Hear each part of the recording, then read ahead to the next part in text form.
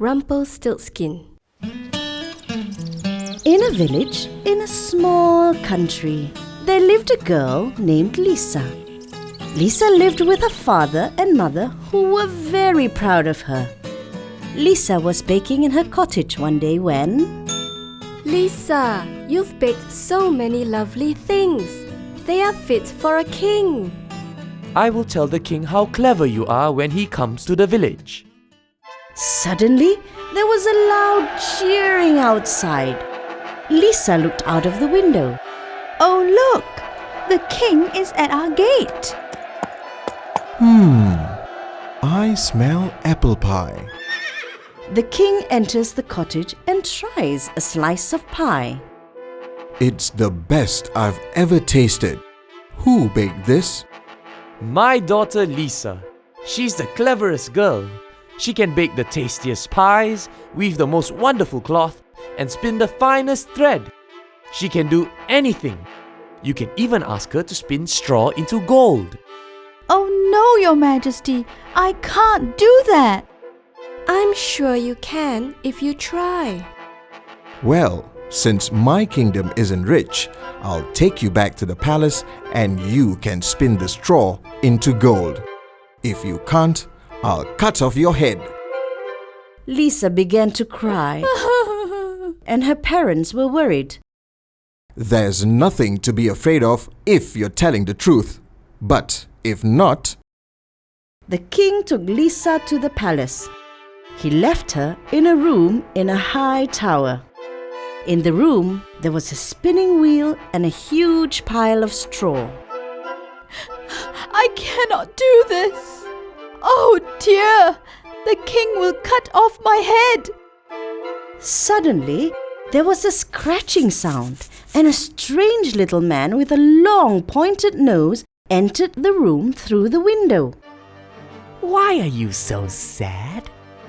My father told the king I could do anything. The king will cut off my head if I can't turn all this straw into gold. Don't worry. I'll make you a deal. Give me your necklace and I'll help you. Just go to sleep and everything will be all right. The next morning, the king entered the room to find all the straw had turned into gold. So, your father did tell the truth. I need more gold. Follow me. The king took her to a room. There was a huge pile of straw. You must turn all this straw into gold by tomorrow. If not, I will cut off your head. That night, the little man returned to help Lisa. Give me your ring now. Then go to sleep. All the straw will be turned into gold by tomorrow. The king came in the next morning and saw the pile of gold. He was pleased. He led her to another room filled with more straw gathered from the countryside. If you can turn all this straw into gold by tomorrow, I will marry you and you will be queen. If not, I will cut off your head. Lisa began to cry. She had nothing else to give the little man, and he might not help her this time. Her mother and father came to see her, and she told them about the little man. Promise him whatever he wants, Lisa. That way, he will help you. That night, the little man came to see Lisa again. She promised to give him anything he wanted in return for his help. Once you become queen, I will take your first child. All right, I promise. The king came in the next day and was delighted to see the gold. He married Lisa and invited her parents to live with them in the palace. Lisa was so happy that she forgot all about her promise to the little man. A year later, Lisa had a baby boy. Lisa and her parents were playing with the child when... Hello, my queen. Remember your promise? I am here to take your first child as agreed. No! Take all the gold you won instead.